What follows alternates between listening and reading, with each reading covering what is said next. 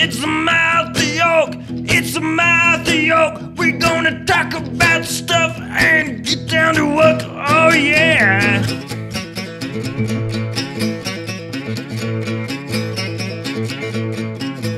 Oh yeah. I'm the mouth to York, the mouth to York. No fucks given at the mouth to York. Oh yeah.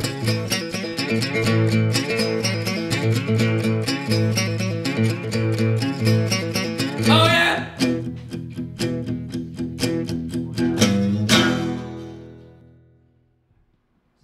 Good wire management underneath there, but Yeah, it looks good. don't judge me. Okay, so we are going. We are going. Yeah. I have with me Mr. Robles, James Robles, Yes. correct? And he was my instructor in instrumentation and electrical.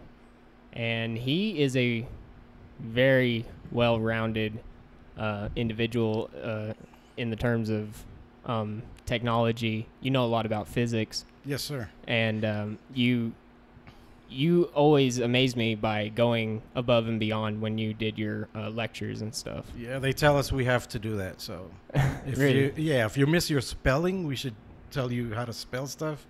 Okay, And if you need to know something about physics, we'll also teach you. that's Yeah. great. Well, you know, some of the other guys didn't do that too much. Well, I guess they did. I don't know. But I feel like you have more of a passion because of it. Yeah, it has to do with the passion also. Yeah. A lot. So explain to me kind of where you got into it. Like, you're from Puerto Rico Yes. and you worked at a plant? I worked at a power plant Yeah. for 28 years and retired. And but I started teaching as an adjunct like 2 years before retiring. So, and I found that I like that a lot. Okay. So, Okay, before we get any deeper into this, I need to turn my AC unit off. Just say. All right, but we're back in it. okay. And so you worked at a power plant for 28 years. Yes. And so what got you into it, like at the very beginning? Well, I had it also all had to do with teachers I had. Okay. So I had a teacher that knew a lot about electronics and stuff, and he really inspired us. And we had a visit to the plant once, Okay. and I said, "Wow, I'd like to work in a place like this." That's cool. So when they made the calling for a test and they were hiring like a bunch of people taking a test, I just made sure I was there that day and took the test. Yeah. Right. So you, through going into it, I didn't know how much physics meant.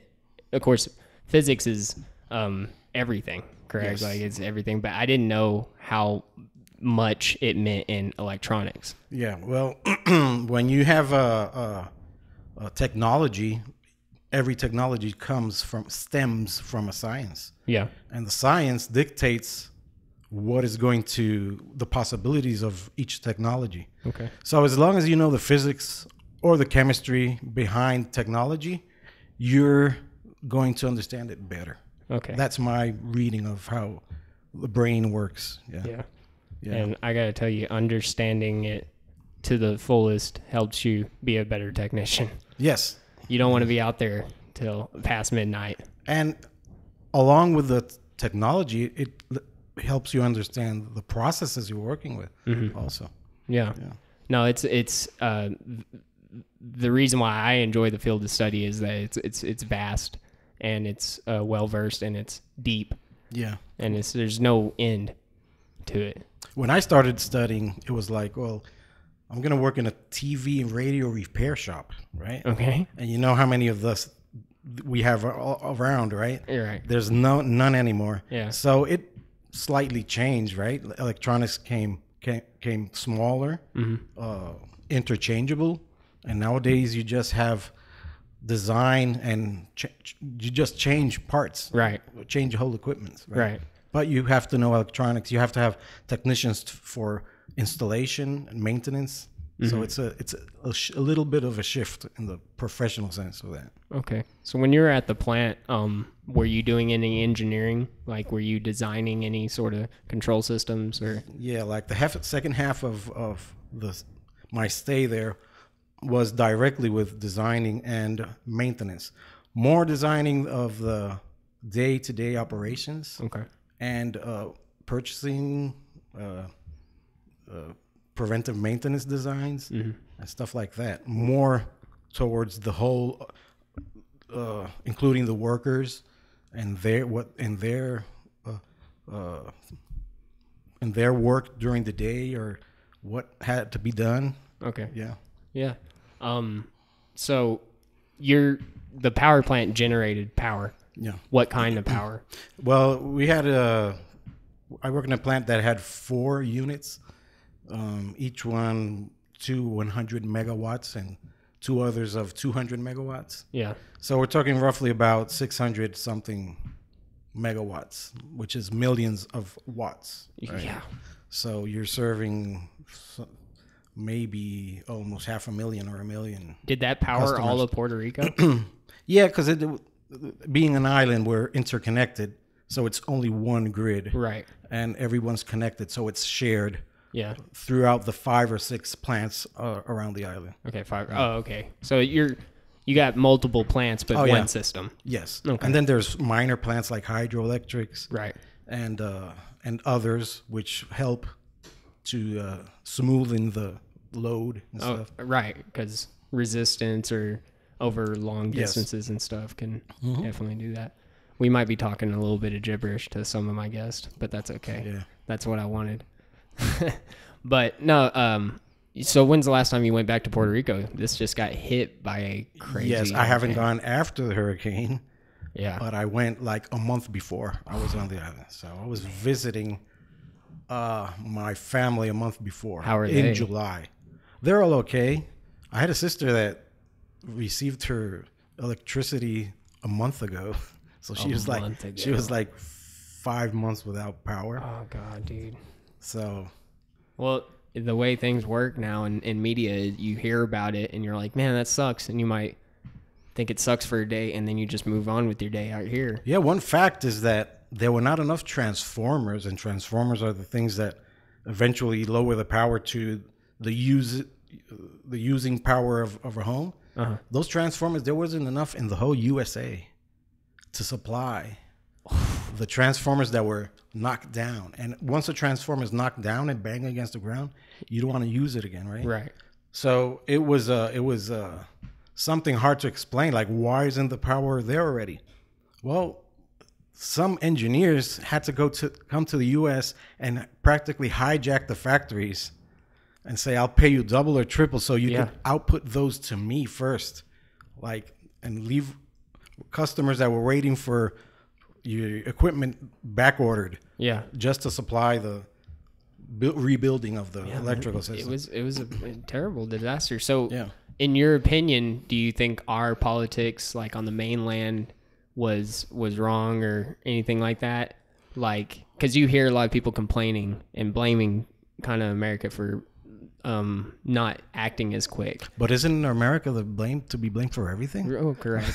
Yes. No. If you look to blame, you will find something, right? Of course. But if you also looked how to fix things and not blame anybody, you could find it also. Yeah. So the thing is that the politics were right in the sense that we need a fast response. Everybody was mobilizing. But if you have resources that could make that faster, you should use it, right? Mm-hmm. Now, it has to do with regional stuff and people wanting to take advantage of the political sense in a disaster, and that's wrong, you know. And that has been happening also. That's just always happening everywhere. Well, that's pretty insane. I'll tell you one thing that kind of freaked me out is when we were in class and they were extracting asbestos, right? Or whatever. and they had this tube, and it was from the bottom floor going out, or the top floor, right? I don't remember which It was floor. on the bottom floor. It was on we the were bottom at the floor. top. And people, some of these kids were getting a little freaked out. They're, oh my God, all this stuff. And you were right there. You explained the whole process of that. Exactly. So the asbestos crisis was big in the 70s, like when I was a kid. So we had that everywhere in every building that was made of asbestos. Like 100% of everything built in the 70s was asbestos. Yeah.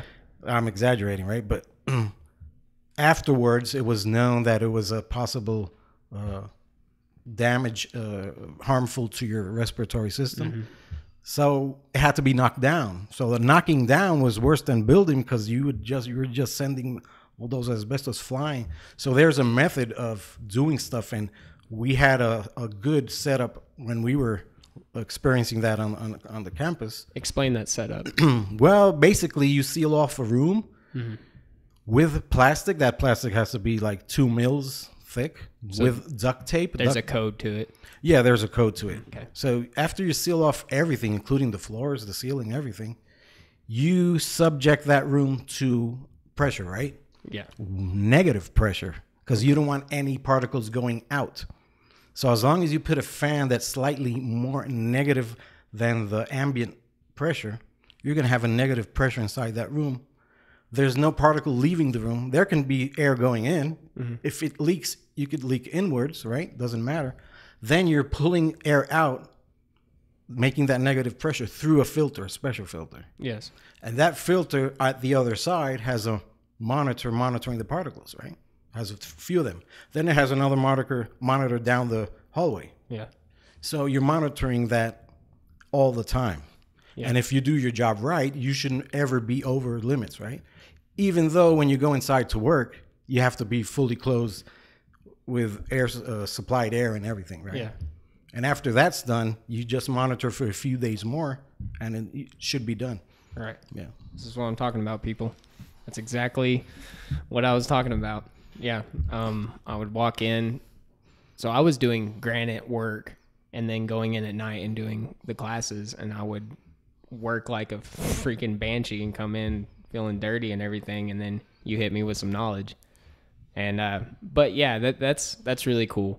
That you moved here last year, or no, 2 years ago, correct? 3 years ago. 3 years I've been ago. here for 3 years. That's right.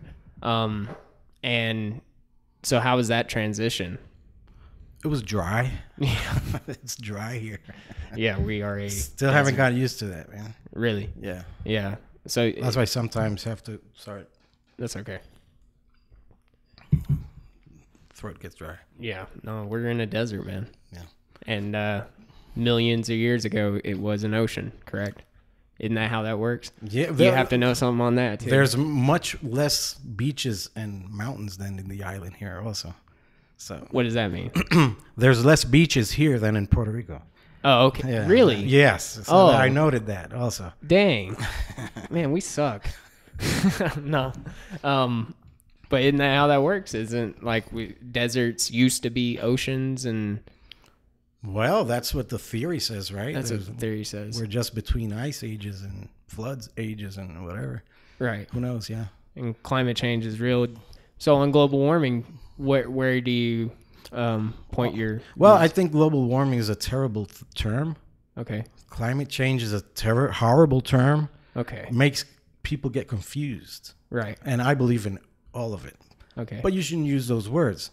Because if you say global warming, people think it's only warming. And if it's not warming, it's not being done, right? And climate change, well, climate changes every day. Yeah. So it doesn't mean a lot to say global warming. Oh, it gets warm every time the sun comes up. Yeah. And climate changes every time it rains and it stops raining. Yeah. What it really is, and that's my understanding of it, is energy management. So it all comes down to that. Can you go a little deeper? Yeah. So in the beginning, you had the sun hitting the earth. That was the energy. Yeah. The energy was the sun hitting the earth and doing whatever, making lightning, volcanoes, waves, whatever energy was formed due to that sun, right? Yeah. So, but the planet is a system. And here the term system is important because you have to know what a system is. And a system is something that has inputs, outputs, modifiers, things that change. So if you have a pot of water over a stove, there's heat going into it, right? Mm-hmm.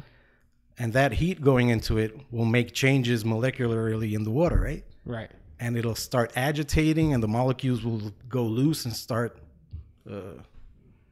evaporating or mixing with the ambient molecules, and you'll have changes there, right? But it's the only reason it does that is because you inserted energy into it. So insertion of energy always produces what? Heat. Heat.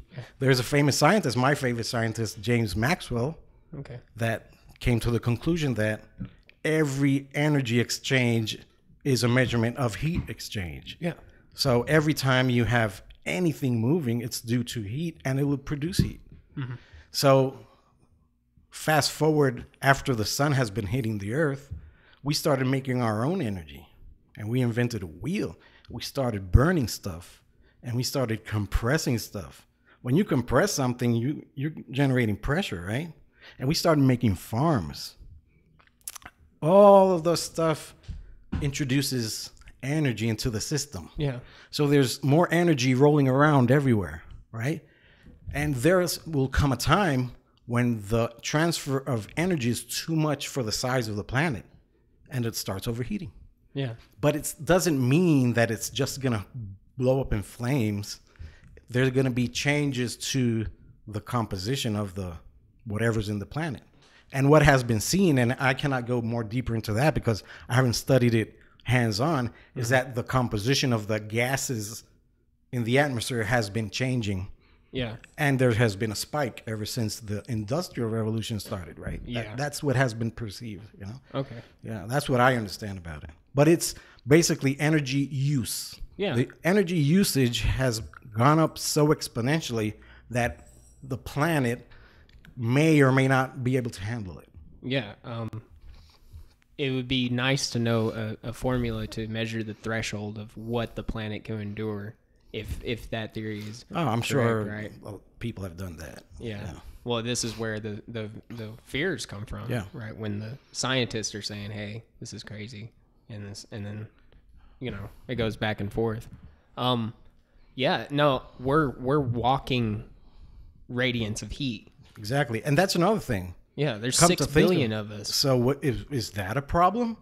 So know. what is every one of the human beings on Earth doing? We're contributing to gas, greenhouse gases every time we breathe. Yeah. So if you do the math, who knows? Maybe human beings are, just by being alive, are part of that problem, right? Well, but plants do in turn absorb our carbon dioxide and put out the oxygen, correct? Yes, but That's beautiful, right? of course, if it's balanced. Yeah. But what if human beings start stopping diseases from killing people and Our predator. and making our lives longer? Yeah. So there's going to be an unbalance, and then you have to use all that vegetation to feed the people, right? Yeah. So if there's an unbalance, that could be a problem also. See, I like you because this is just realist. Yeah. Like I think about this all the time, Of course. and like people roll off population like it's no big deal, but I think It's this far away from sounding like a crazy theory, yeah. but it could be true. Who knows? Yeah. Well, I mean, Hitler was kind of sorta on something like that with his genetic studies and experiments and whatnot. Yeah. So, The only thing is that that's another thing. It shouldn't be genetics, right? You should make it equal for everyone. Right? right. Yeah. But we conquered the lion, our predator, long ago, for a while back. And so our predator now is disease, like you were saying. Yeah. And the big one is cancer, I guess, or heart disease. I think heart disease is actually more fatal still. I'm scared of both of them. Yeah, they suck either way it goes. But yeah, I just wonder what, the big cure for cancer or whatever, we get rid of our predator and we have a big big deal with us wanting to hunt our population and control our population of animals and stuff. But when it comes to our population, it's Yeah, it's like the doesn't more matter. the better. yeah, I guess. Well, we're getting kind of dark, but anyways, but no, I had to ask you that because it seems just logical. It seems, yeah, let's. This is why I think we should teach our kids. And there's a way and a method for everything. So if you're planning on increasing Earth population, you better be able to feed them, Right. and increase everything balanced, so it balances out, right? Well, that's why we had GMOs, and we had to, to feed the world. That was the campaign slogan for GMOs. They wanted to feed the world. Has there been a campaign for GMOs? Yeah, there was. And so they came out around when I was born in 1992. So around 25 years ago, they came out, and of course you can't just put genetically modified things into the market without, convincing a few people. So that was their slogan. Like, look, we can feed the planet. We can feed the population. And so that's easy enough, like that's a pretty easy, like, yeah, let's go for it. Yeah, that's a good selling point. Yeah. But now we hate them. Now countries left and right are banning them. Yeah, but maybe it's a question of perception also. Yeah. Because people who are against GMO say, well, they'll kill you in 20 years. But has 20 years passed? So have we seen results of that? Well, yeah, that's the whole big deal is long-term studies. Yeah. And it's tough. Like, same thing with vaping. Like, it's going to give you cancer, and you don't really know. Yeah, because it's a new product. It's a new product. But I don't know if I'm far away from believing that GMOs are really harmful, because if you're replicating the same thing nature does, isn't that like when you mix two flowers and make a third color? Yeah. So, instead of mechanically, you could do it genetically. I don't know. Yeah. I think the problem is, when you really look into it, is there's different GMOs. And so if you mix... I haven't looked into it, by the way. Yeah. I don't know. There's multiple sources, and they all go back and forth. But I believe the GMO that, like, you can mix... I might be off, but you can mix a fish gene with tomatoes, and that's what makes them not spoil. There's some little branch in the genealogy. What would not spoil? The tomatoes would not spoil, so you can leave them out, and for some reason, no matter what the environment is, the tomatoes wouldn't spoil. Of course, a long period of time, everything dies, but something about the fish gene, and that to me seems brilliant, right? That seems like a serious breakthrough in science, but they did, however, figure out, like, you can also include pesticides within the genetics of the plants. Yeah. And so when the bug eats a plant, it ruptures the stomach of the bug.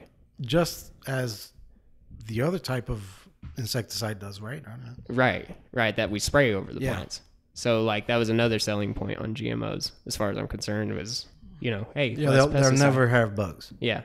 And you don't have to get a plane and crop dust these things.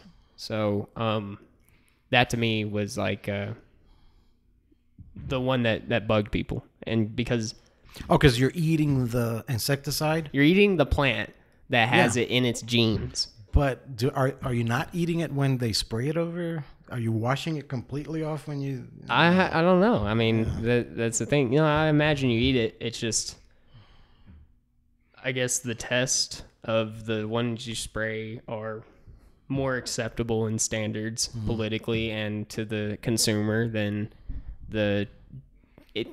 just like you were saying about global warming, climate change. It's that how they're naming these things. If you say, hey, it's a genetically modified organism, they're like, I bet you any money, if some of this geneticist or whatever comes up with a way to make broccoli taste like pork chops, nobody would be against that, because you'd be eating broccoli that's good for you, right? Yeah. And it would taste like pork chops, so nobody would say no to it. Yeah. And it could be possible, right? Can you modify the genes? Well, yeah, but you just couldn't tell them. You know what I'm saying? Like, you can't say, yeah, we messed with the genes, and this is why it tastes like this. Because that's when they're going to be all... But if it tastes really good... Well, no, there are a lot of people out there, like my family and A lot of people, you know, I was like, I don't know about the GMOs, man. Maybe you should just go organic. And they're like, I'm not going to spend that money on, Yeah, You know. and the organic shouldn't be so much more expensive either. if it's organic. Yeah. To me, it seems It's like the plain one. The easier. plain shouldn't be Yeah. more expensive. The original, we brought it back, and now Yeah. it's twice as much. Yeah. No, it all seems like marketing. A battle of marketing is really what it is. But some of these companies have gone into quality control. Mm-hmm. So if you have bananas you're selling and they're organic, it's up to whatever happens in nature, right? Some bananas will be big, some will be small, some will be bitten by bugs, some won't. It's organic, right? Right. But if you design a gene exactly to like a clone to make the most perfect banana ever, Yeah. always, you're eating, it's quality control. So you could say, well, it's the same exact taste every time or something, you know? Yeah.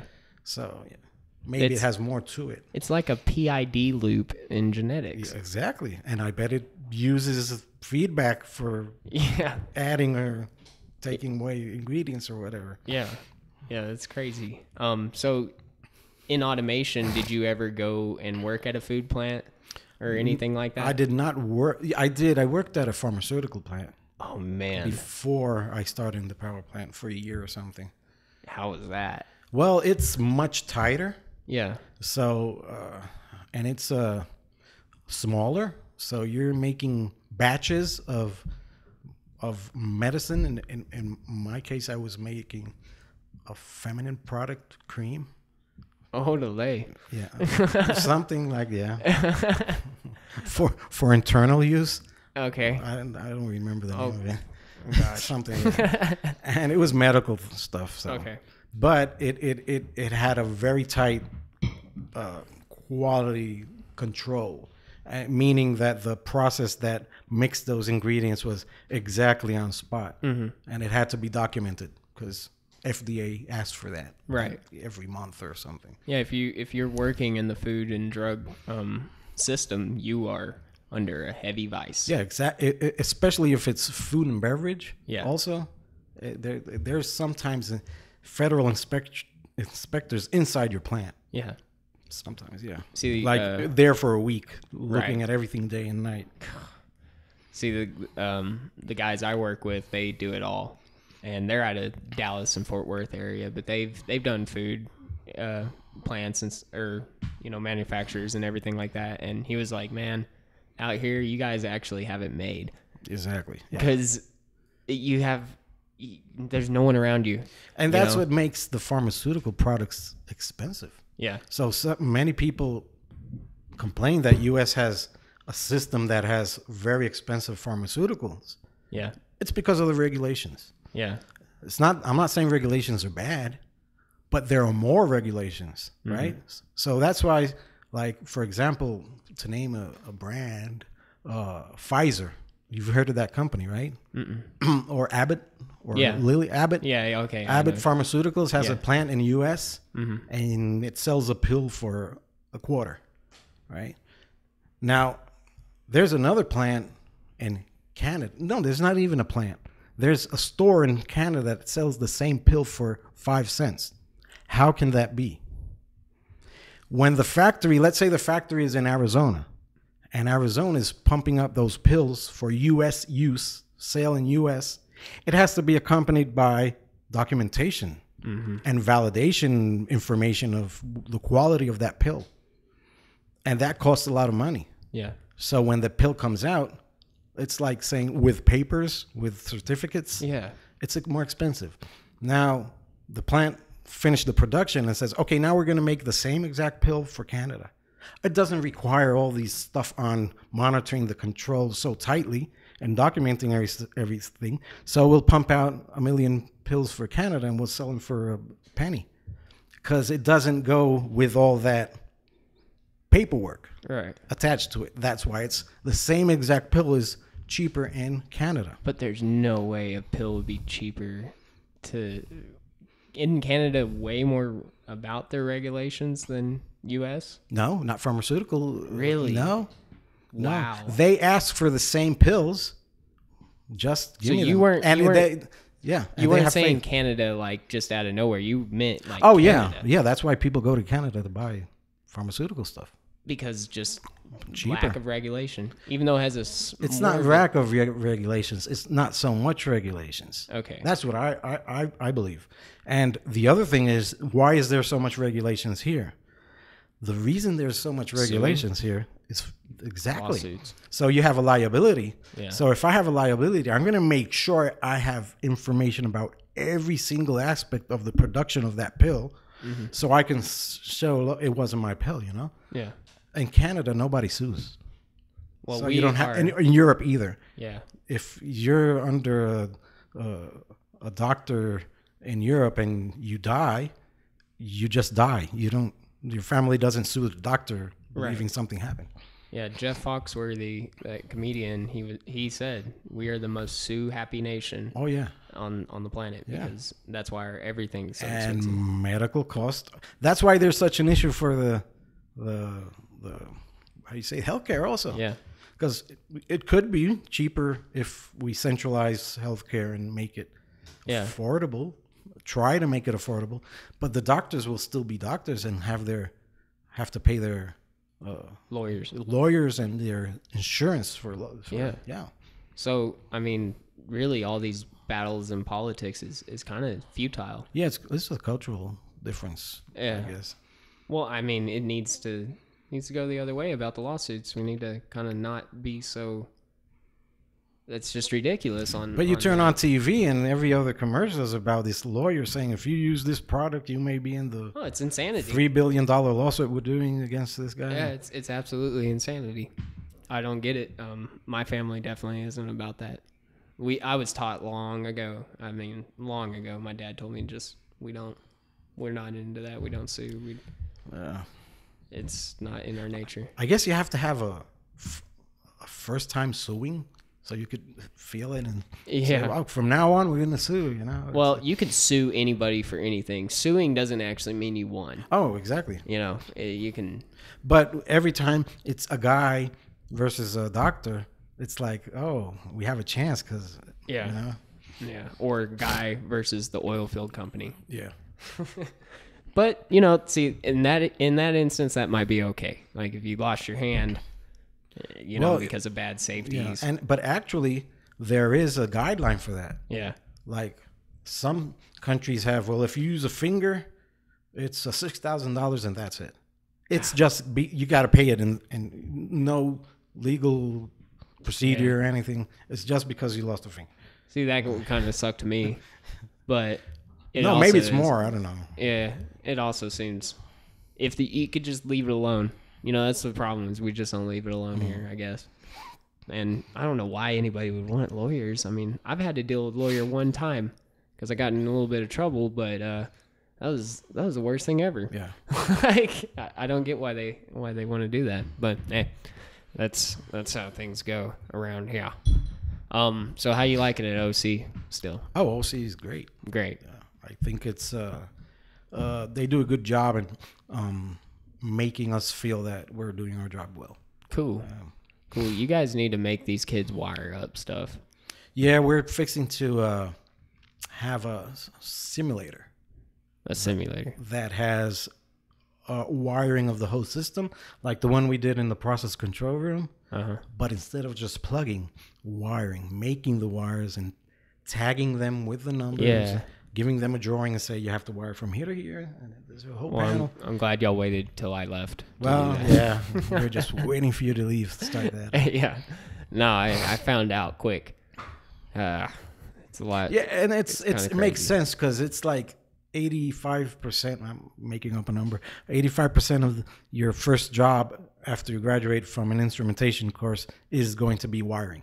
Yeah, they're not going to tell you to tune a super important loop somewhere. They can say wire this so you could go start looking at stuff. You know. Yeah, I'm deeply interested into more programming and more stuff like that. I don't like conduit too much. I found out I don't like threading conduit or nothing. Did you ever have to thread conduit or something? Yeah. Okay. Yeah. So you know exactly what I'm talking about. And flexible conduit and I can run flex like crazy, dude. I love flex, but you know, it gets messy. But yeah. Well, that's cool. I heard y'all are doing a bachelor's. We're trying to start to it. do that. So it's been submitted for approval to the Texas Higher Education, whatever. Oh man, I'm definitely. Well, gonna try. you're welcome. We'll be starting maybe next year. Yeah. Well, I seen a lot. You're gonna hit more robotic stuff. Yeah, more robotics and more programming of systems. Yeah. Like what every student ever tells us when they come back. Oh, we need to do Modbus and SCADA and stuff. Yeah. So we're gonna have a lot of that. Oh, I dig SCADA, man. Yeah. SCADA's real cool. Did you find it easy to get into, or? I definitely know that SCADA is easier for sure to manage and to navigate. Doesn't mean I know everything. Yeah, we're gonna make course. that part of some of them are gonna be new courses. Some of them are going to be introduced into existing classes, right? Yeah. Yeah. Yeah, Modbus was definitely something that they had to explain to me too. I was like, I don't know what you're talking about right now, man. They're like, they're registers, okay? Yeah. They're registers. I'm like, I don't get it. I'm sorry. But no, I fully understand. So we were planning on having a system exactly with the registers and tagging and wiring, so you could go from beginning to end looking at all the system. Yeah, that's neat. SCADA packs are, for the people who don't understand, there are things called PLCs, and they're programmable logic controllers, and they inputs and outputs basically. And they go, you know, they're a microprocessor. And in the majority of industries, you have everything contained in an area. The particularity of the oil field is that you have things spread apart. Yeah. That's why we need SCADA, which is a system that communicates longer distances. SCADA, supervisory control and data acquisition. Yeah. I like SCADA because it's the communication part. It's real neat. All of it's real neat. We remote into our PLCs, and I was like, "What? You can do that? Yeah, cool. Yeah, just get online and get it going." Yeah, and now me and Thomas call each other all the time. As long as Putin doesn't get into it someday, right? What does that mean? If it's online, you can hack it, right? Oh, okay. And it could be anybody. Yeah, Putin, stay off our PLCs, man. No. I suppose anything is hackable, right? Yeah, but the number one subject or topic in instrumentation and automation right now, like the topic 1, 2, 3, and 4, like from 5 years ago, is cybersecurity. So there has been a lot of advances. Well, that makes sense. But yes, and high-end companies are already using it. They know they're unhackable, right? Yeah. But it's all the other companies that have to. It's have a little their crazy, system. man. I mean, you think about like these shootings that are happening, and you just get a little twisted in your head or whatever the case may be, and you know how to work on these systems, and you just happen to you do a lot. I probably shouldn't even say this. You do a lot more damage than a gun could, I think. Oh, of course. You know. The ideal war would be not killing anybody, just shutting everything down, right? That would be nice. Yeah. For a good bad guy, right? Well, hopefully I learn more and I could be the high-paid guys that don't let that happen. Yeah. Good Lord. Did you ever do any sort of design on cybersecurity? That wasn't a real big thing. No, because everything up to still is basic computer protocol, just like you have at home. Right. The thing that was done was taking everything offline, and that could be done. If you have a system, why do you want it online? For it to be hacked? No, you could have it a local system, but then you don't have remote access from it. Yeah. So it's a trade-off. If you want access, you have to be online somehow. Yeah. Right? Yeah. Would buying your own server... And then sometimes your firewalls or your own servers... Yeah.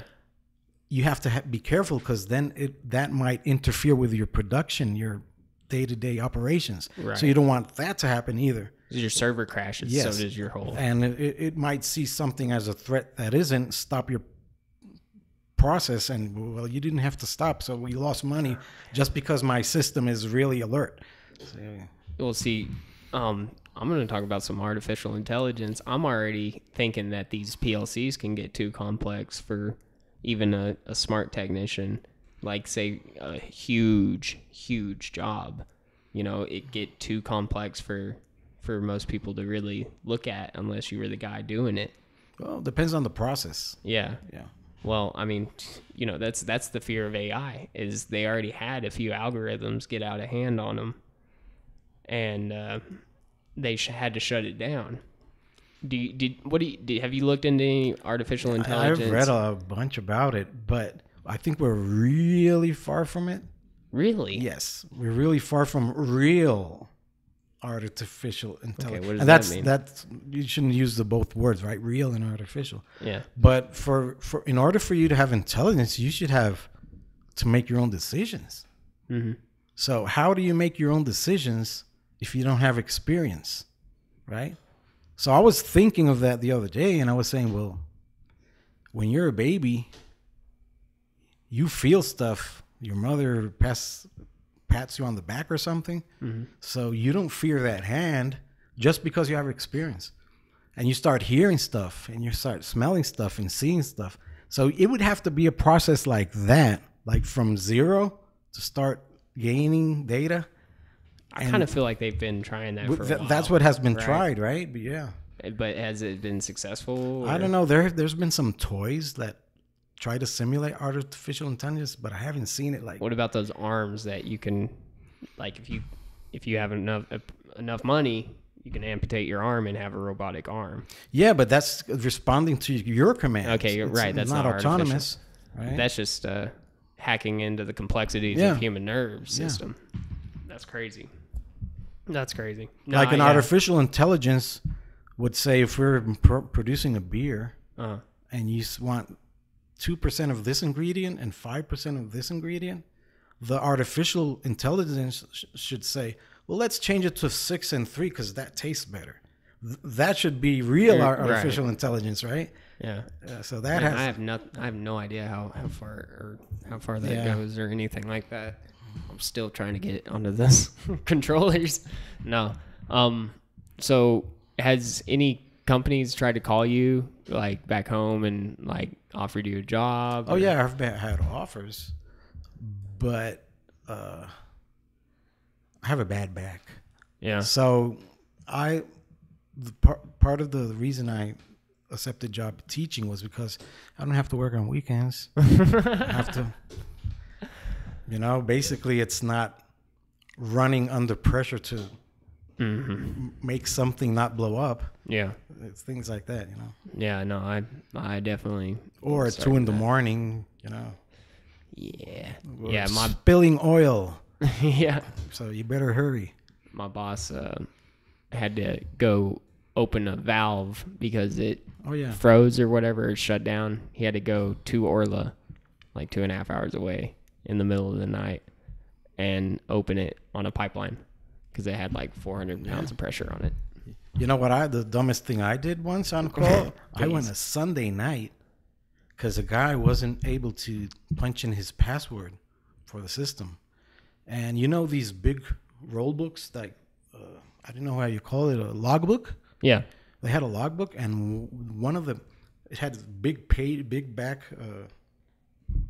hard cover, and it was open on top of the enter key on the keyboard, and it was right beside the numbers, so he didn't see that.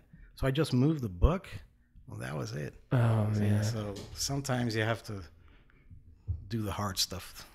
Yeah, I mean those are the call outs I kind of enjoy though. Yeah, other times I had to plug in stuff. There's been a few. I do not like the ones where I have to go on top of somebody else's work and figure out what the half IQ electrician wired up for me. I once had to take a plastic bag off a radiator. And I had asked the guy the exact question. Yeah. Are you sure nothing's not clogging that radiator? No, we went down. He didn't go down. Yeah. When I opened the door, there was a paper bag right there. Yeah. And that was it. Well, same thing with a Modbus. We had a problem out there, and it wouldn't send a 1 and on remote. And we're all, did you switch the wires, the A and the B? Because sometimes they get twisted. Yeah, I switched it. Nothing. Okay. Get out there, dude. We're rooting around. We're trying everything else but switching the wires. We're out there for like 5 hours, and then we're like, you know what? Let's switch the wires. Switch the wires. Sent the one. I was like, okay. Yeah. We'll figure it out. Oh, man. Yeah, That's why when you do work and you know somebody's coming after you, like when you do PLC programming and you leave comments, you should think in your dumbest friend is coming after you. So you think how he thinks so he could be able to do it. So yeah, leaving comments in the programming is definitely a necessity. Well, dang, Mr. Robles, you are definitely on it, man. I was gonna ask you something else, but I forget. You went shooting with Thomas Mathis. He was on here. He shared his story, and that was cool. How was that? Oh, it was great. Yeah. That was your first time ever shooting a gun? Ever shooting a gun on a range. Other than... Weren't you in the military? No. My dad had a gun. Okay. He had an old revolver. Uh-huh. that was the only time I shot, but it was not on aiming exactly at something. Yeah. Yeah. And it wasn't shooting it in the air either. But. Did you have you had a relative come from Europe? Oh, yeah, because my son-in-law came from Europe with my daughter, visiting Texas for the first time. What are they doing out in Europe? Well, he's from Portugal. They met in Netherlands, and they lived in London. Now they both moved to Brussels. So I think he's a spy. Just running around Europe, you know. Yeah, he that makes sense, man. Now he's studying a PhD in history. Oh gosh. And he's like, yeah. I said, you're gonna be a bartender.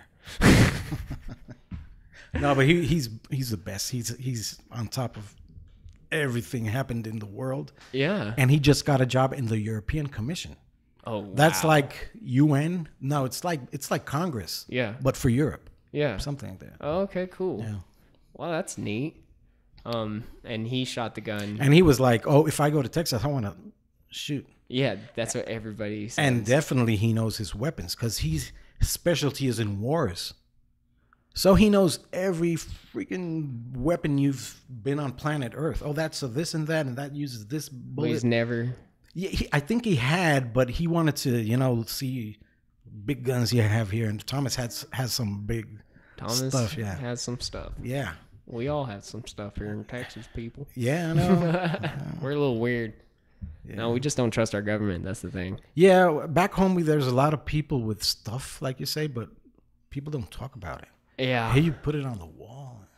Oh, yeah. But it's cultural difference. Yeah, definitely cultural difference. I literally, I would be so down to give up my guns if everybody else, and I mean everyone else. Why would you want to give up your guns? Well, are you dangerous? No, I'm not dangerous. So why would you? That's just what people say. No. That's the only thing. Yeah, if they're going to be unrealistic, I'm going to be unrealistic and say everybody. I think both sides have exaggerated because the only thing I've heard is about limiting guns to some people. Yeah. But, No, I mean, out of emotion, the last protest, they literally were like, no, we want to ban AR rifles or assault rifles in general. And, of course, that got knocked down. Why didn't you change the name? Instead of assault rifles, that's what the fuck they do. they change the name and put, like, a lightweight rifle. Or give it a different name, because assault means, sounds like assault. You might have it figured out, Mr. Robles. You might think... It seems that you think it's just the name. That's what really does it. Yes. It really, for the masses, right? Of course. For the masses, it definitely... Like the NRA. Yeah. So why doesn't the NRA stay as the NRA and just make a child, how do you say, offspring, and name it the NARA, right? For what? For what does the NRA mean? National Rifle Association. So you can make the National Assault Rifle Association and make it separate so the NRA maintains their prestige, Why not? It's all marketing, people. Yeah. It's all marketing. And then they could say, well, those assault rifle people are a little, and they could have their own lobbyists. And, Yeah, of course. Yeah. They'd have their own, you might need to patent that, and we could probably make some money. Somebody's got to make some money. Yeah, so we went with Thomas to the range, and my son-in-law was really, he was like a kid in a candy store. Mm-hmm. Just shooting with both hands. But I learned that day it's far more difficult to shoot than it looks like in movies, right? Oh, yeah. So you have to have... you have to practice your aim. Oh. You have to know the weapon you're using. Mm-hmm. You have to know how strong you have to be with one or the other. But I really like rifles better. Yeah, rifles. Like rifles are you can definitely way more better than a gun. But a it's pistol. more space. You have to, yeah. Yeah, them pistols, man. They're depending on what you got, but everybody, it's to each to their own, right? I mean, I can shoot the hell out of my guns.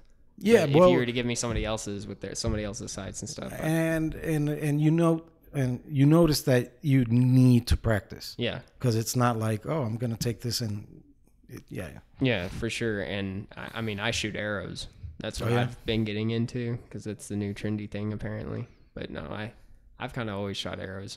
I just haven't kept up with it. And my dad had a recurve bow, and I'm trying to hit 20 arrows a day.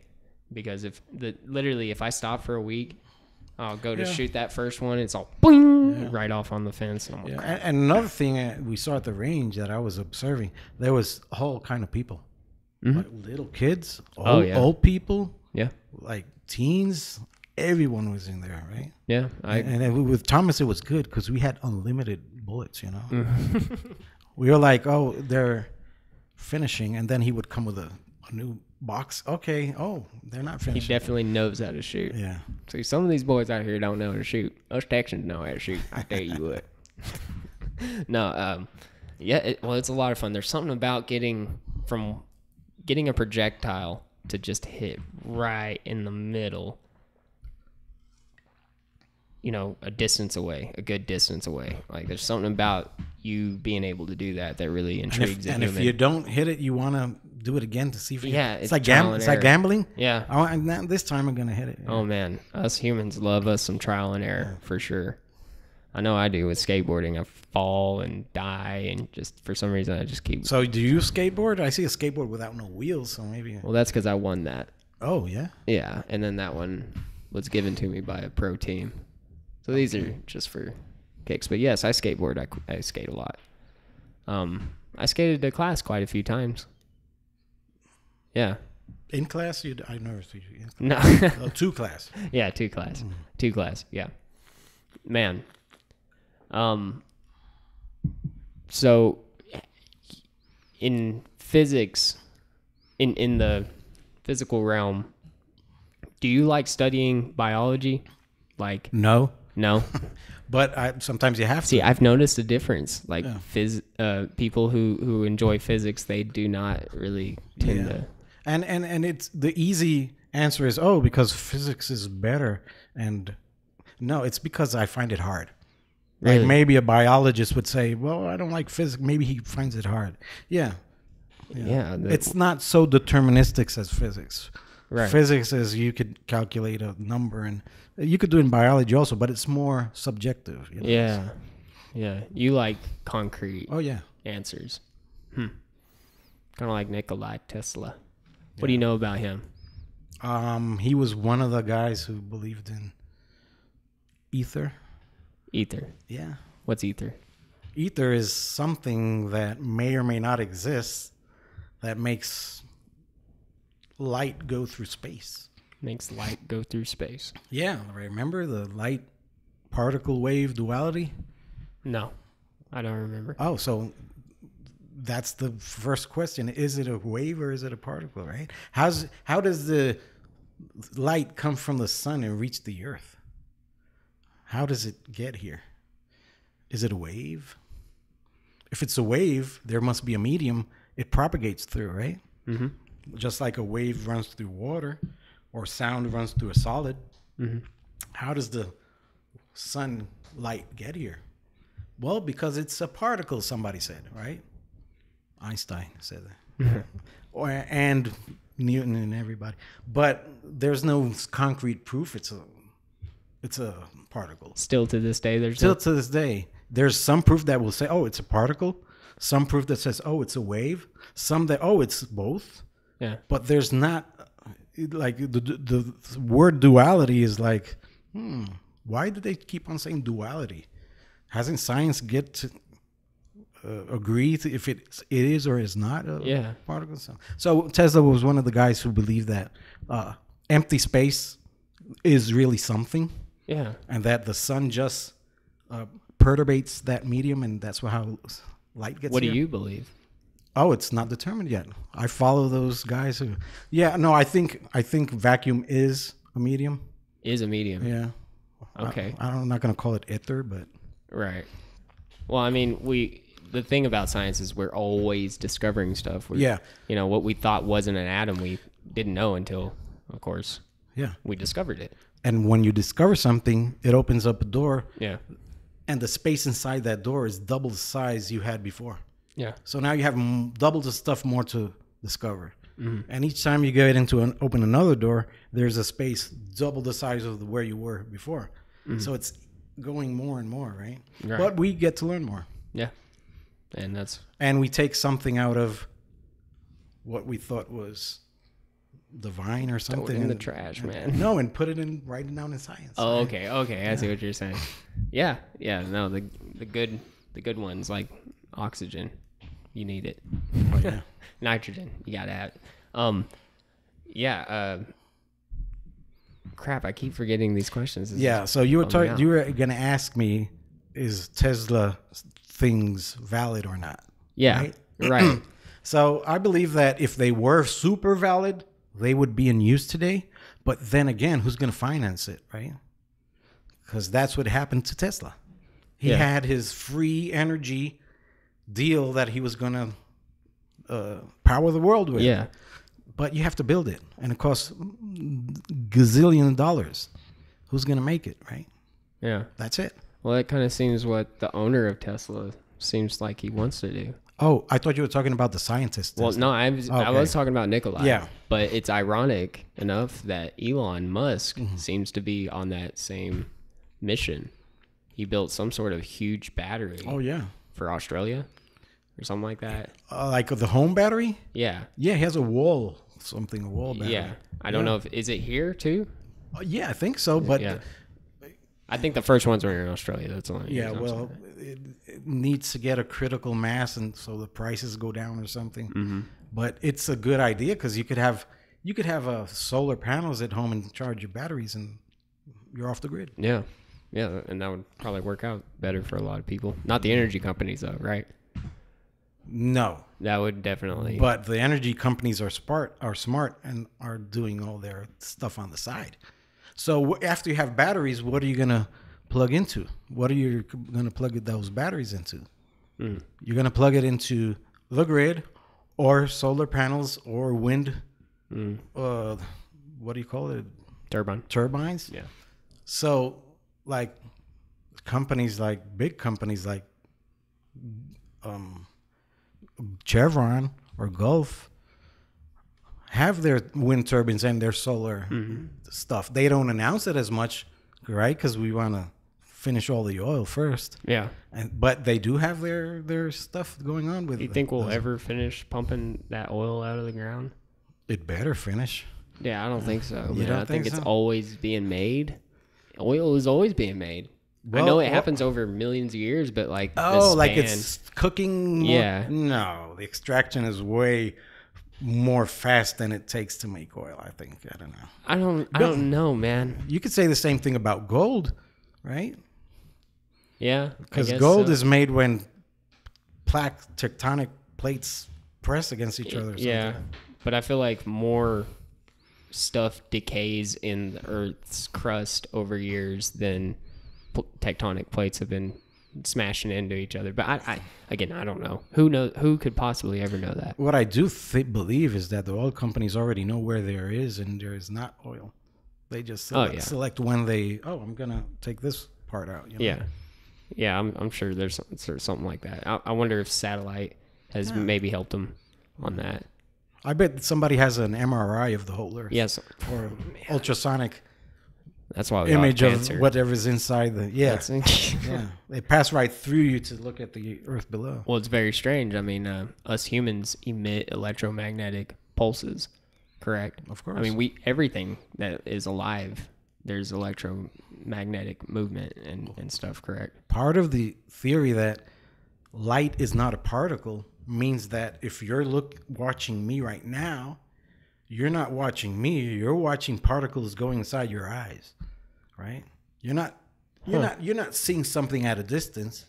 You're seeing me because the particles went inside your eyes and are bouncing against your retina somewhere. Yeah. That's the only reason you see me. And if there's something between here, the same photon that came out of my face bounced by the light is the photon that's going inside your eye. Yeah. Right? And it's just perturbating. And somebody will say, well, we're not even physical. We're just a perturbation in the ether of mechanical perturbation, just like sound is, just like light is. So that's what we are. So there's a guy walking around that fully believes that we're just... No, it may be. It just may be. It and the math well, works. that's the thing about physics is it's probability, right? Yeah, it's all about the math works. the math. If you do that, if you say that, yeah. That's nuts. Yeah, I mean, whew. So Stephen Hawking's just died. Yeah. You heard about that? Yeah. Right. There a lot of people challenged his work. Do you know what that was about? Oh, because he was really risky. Risky meaning. I do not remember or do not have the fact correct if he was proposed the Big Bang or just believed in it or he added to it. But that's a really bold statement to make. Like the Big Bang happened one day. The day before there wasn't even time. Time didn't even exist before that. Yeah. So that's the thing, you have to have a lot of knowledge to explain that. Right. Because you would say, oh, but before the Big Bang, time was ticking. No, it wasn't. So if you believe in space-time, if there's no space, there's no time, right? Yeah. And space expanded, and so did time, so it produced a bunch of things, right? Yeah. So the creating of the universe is the Big Bang, correct? Or is that... Yeah. Yeah. See, I when I was a kid, man, I got confused. Or what do you think it was? I thought it was the creation of the solar system. Oh, no, it's the universe. Yeah, it's the universe. Or the creation of this universe, right? Because see, that's... Because some people propose that there was a universe here and a universe there, and they're in different dimensions, and when they touch each other, that's where ours is, It's like Oh, God. yeah, like the 3-dimension over 2-dimension war. You've heard about that? Yeah. Yeah. Yeah, can you unpack that a little bit? Like Unpack that? Oh, it's... I got that from a feminist Okay. or a transgender studies Oh, teacher. I was gonna say say it all the time now. Okay. Well, if you have a 2-dimensional world, Yeah. it's hard to imagine, right? Yeah. So there's particles, there's beings in this world that cannot escape up or down. They just move sideways, right? Okay, yeah. They move in X and Y. They cannot move in Z. Yeah. So if I am a superior 3-dimensional being and I have this glass here and I get really close, can they see me? No, because they live in only their 2 dimensions, right? So if I touch their 2 dimensions with 2 of my 3 dimensions, they'll see a circle, right? Yeah. If I do this, I'll disappear from their existence, right? If I go back down, I'll appear again. So it looks like magic for them, but it's just me fooling around, bugging them with my 2 dimensions of my 3 touching their 2 dimensions. No, I've never right? heard this. Oh yeah, it's called flatland Flatland theory. You could read it, look it up. Oh, I definitely. And there's will. even somebody designed computers, cars, piping and valves for flatland. Flatland. Flatland. Oh, So if you do that, you're appearing in their world. Yeah. If you lift, you disappear from their world, but you can see them still. So Right. some people say that universe is on different dimensions. Like if universe of 4 dimensions and another of 5, and they collide, they can produce a 3-dimensional spark or something. And that's what we are. I don't know. I haven't studied that too much. Well, yeah. Well, what if you believed in, a higher power, God or whatever, and like that could be God Oh, of course. coming in and bugging us Yeah, that's the good. accidentally. Or That's the something. good thing of saying God is omnipotent. Present. Yeah. Is that Omnipotent. Omnipotent. Oh. Yeah. That's It means that he could do anything. So Right.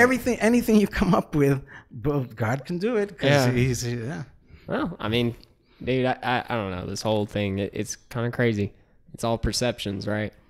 It's all it really comes down to is human perceptions. All these things is said because of human perceptions. This is how we like I perceive said, time. we might be here in the dark. We might not even be made of mass. Yeah. We're just perceiving that Right. because that's what our eyes make it of what's around us. This podcast for sure worked out. I'm glad I had you on, man. I don't know. I don't know if you noticed when we were in class, I always was asking these questions because I don't know. I like seeing people who are on it with knowledge and intelligence. The only thing is that I forgot sometimes when I answered you, I just lied to you guys. And man, now people are going to see those and comment, oh, he's full of, Well, that I'll take care of that. Don't worry about that. No, I'm not a scientist. I just study by myself. Well, so that's that why takes me off the hook, right? Right. But that's also why I think it's even better because you're just interested. You take a deep interest in it. That's one of the things as an educator. I try to when there's something that a person should understand and doesn't. Yeah. It's like, why don't you understand that you have Google? You have YouTube. Yeah.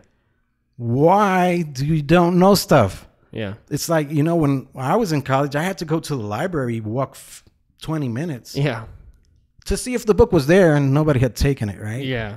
And leave my name on a paper with the girl that worked there to see if she would favor me with hiding it when it came back so I could come the next day, take it home and read whatever I could in one day to take it back the next day. And that was my Google. That was one search. Well, that seems a little fun.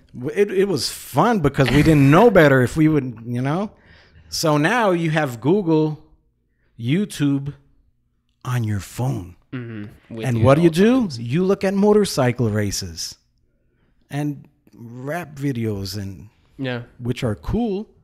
Decent. But there's a lot of time that you could learn other stuff. Well, this is why I like podcasts, man. Yeah. And also another thing is learn your sources. Yeah. Right? Yeah. I have Facebook. And if there's a news that says Donald Trump ate 3 bags of popcorn with strawberries on it. Yeah. And what is the first thing you do when you see that title? I look at who wrote it. Oh, well, yeah. If it says the Washington Post or Fox News, I'm going to read it. Yeah. But if it says News of the World or World Top Stories, Gaia News, I'm not even opening it because I know it's fake, Yeah. So people fall for that. I don't know. I don't understand that. See, I think even the big ones are little. Yeah, but you have something. There's a ethical journalism in there that and they could lie to you, but they're going to go around the story. But if you have something that's 100% fake, you should know it's fake. It's not so hard. Use deductive reasoning to freaking and it's easy bullshit because the news agencies are ABC, CBS, NBC, CNN, Fox, Reuters, and just acronyms, people. and they're famous, so you should know them. Yeah. Well, so you're saying stay informed, people. Yeah. Stay informed, or at least, Well, man, people are lazy. That's the thing, Mr. Robles, is people, if a system works too good, we get lazy, is what I kind of seem to notice. If you're too safe, if you're too coddled, if you're not dying. Yeah, but what if you make up a video game that is really hard, because kids like hard video games, right? Not easy. If it's easy, that was doesn't work. Yeah. But what if you have to make somebody work looking up stuff for going from one level to another? That would be nice, you know. Like you would have to actually learn something to go from. Because there are people who know about 100% the weapons used on planet Zyron X-22 on a video game, and they know all about the physics of that place, but they don't know stuff in their reality here. Yeah. So there should be games that do that, you know. Yeah. Well, I don't know. Maybe I should design one of these days. Might need a foot in the ass or something if you don't know the physical world and you spend too much time on video games. That's me. I play video games quite often, but I get what you're saying. Like have a video game kind of make you program at the same time. Of course, and there are some. Really? Yeah, there are, but we make them really smart. You know that will maintain you engaged, and when you go out, oh, I learned something. You know about a car, about whatever. Yeah. So that's crazy, man. Where are we at on here? About an hour and 10. I think we're good. I might kill it right here. Is that cool? Okay. Hey, you killed it, Mr. Robles. You did exactly what I thought you should. You should bring Thomas with me one day. He was going to. And I'll destroy him again. We're definitely okay, people. I'm gonna have Thomas and Robles. He's out of town this weekend. Okay. And I definitely was gonna have him on. Oh. For sure. Yeah, I called him when you sent me the email back. I was like, dude, Mr. Robles, he's down. He's like, oh my gosh, crap, this weekend? I was like, yeah. So, yeah. But anyways, yeah, that's it, people. That's all I got for you. I appreciate it, Mr. Robles, and appreciate your passion for teaching and to stay informed. And thank you for inviting me, and good luck with your viewings or your views or what it's called. Yeah, well, yeah. Hopefully I try not to monitor it. I try to just let it go. So how do you know if? You can look it up, but I mean, I'm so busy. I don't care. As long as it gets up there and it looks good, because I analyze it quite often. I don't care. But anyways, I'm done, people. Bye, guys.